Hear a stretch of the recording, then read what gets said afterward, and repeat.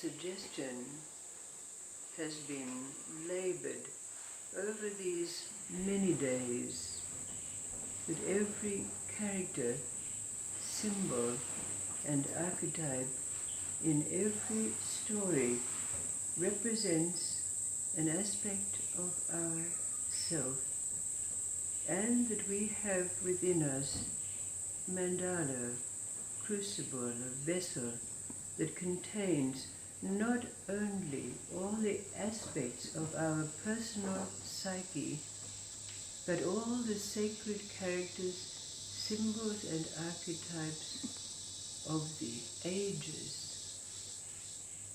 There's an old story, a reminder that brings a circle around for us. It's about that old man. We'll call him Yonas. Now Yonas had kept the tenets of his faith all his life. He'd been a good man, giving alms and hospitality and succor whenever he could. But because of this generosity, he found himself in his old age penniless, having to look to the gifts of others, even to sustain life. But one evening when he was sitting at his table, there was a knock on his door, and when it was opened, he found that it was an old man, even more ancient than himself. And of course, following his bent, he invited the old man in, and to share the meager bread and cheese and wine that he had on his table. They both shared, as old men can, the stories.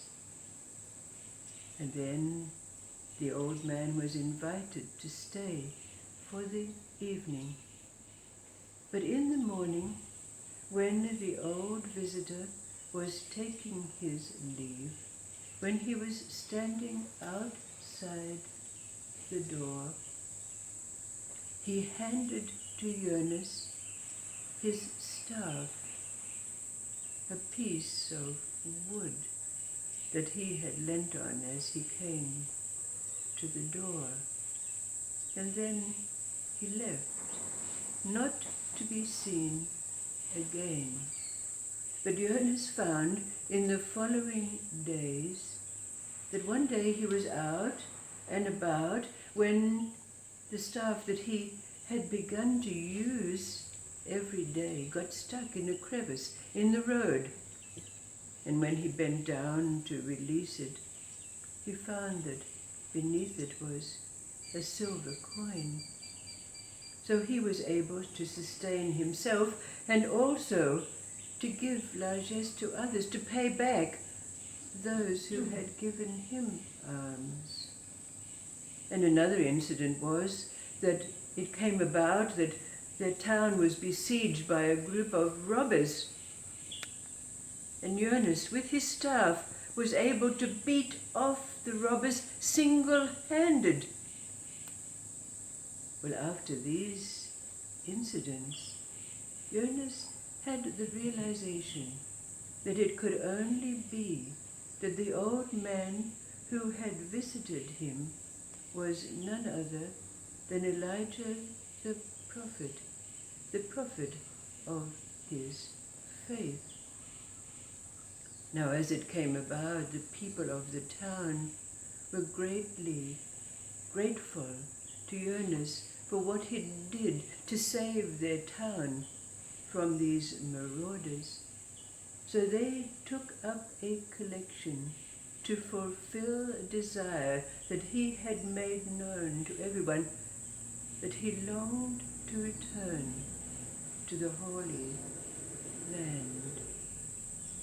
Now, as he embarked on this journey, in the wagons, as was the mode of traffic in those days, it so happened that at a certain place a wheel fell off the wagon, and it was going to take some time for it to be repaired. So Yonas, now having descended from the wagon, looked about and decided that he would take a little wander. But as he was walking, he came upon a hill, and he decided to climb. And when he did, and he came to the top of that hill, there before him was a great and magnificent tree. Now when he looked at the tree, it was covered with leaves, but it bore no fruit.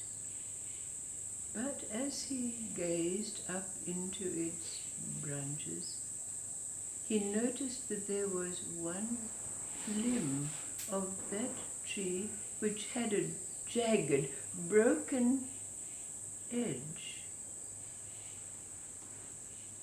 And with his staff in his hand, he suddenly had the recognition, and without a thought,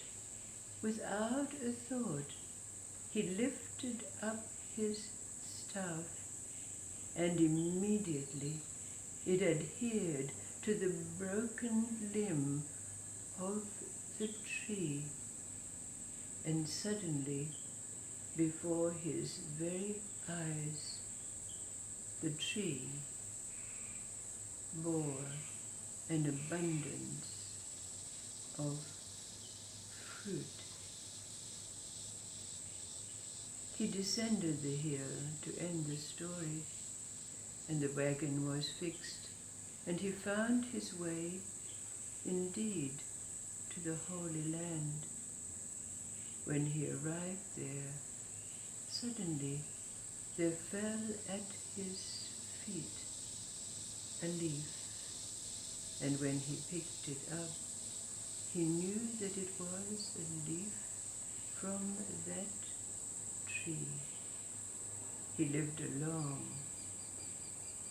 peaceful, giving, and happy life.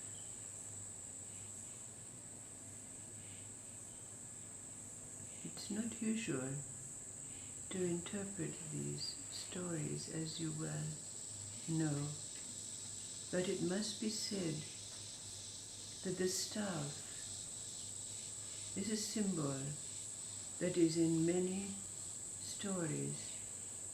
The staff of the Zen master that's handed down to successors. The staff of the rabbis that draw the circle around of protection. The Hindu saints that hold up their staff to ward off evil. The staff of the Bible, thy rod and thy staff will comfort me. And many, many more. And we could say that this staff is like our mantra. Whatever it is that we come back to and hold on to, our mantra, thy will be done, or whatever it is that we find our strength in. But in this story, when this great symbol of this staff is united with that other great symbol, the tree of life, and immediately that tree bears fruit. What does it mean for us, this story? What does it personally mean for us when we had our staff?